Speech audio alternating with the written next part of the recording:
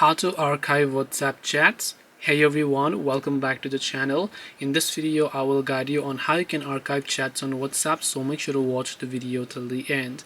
In order to archive chats on WhatsApp, all you have to do is simply open the WhatsApp application here, and once you launch the WhatsApp application, what you have to do from here is, let's say you want to archive a certain chat.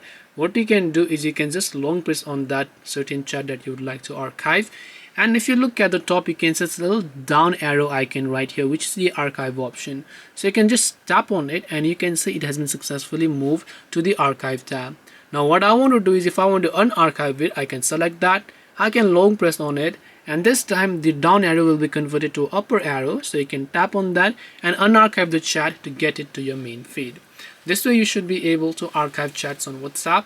Hope this video was helpful. If you have any questions, feel free to leave them down. Thank you for watching and see you soon in the next video.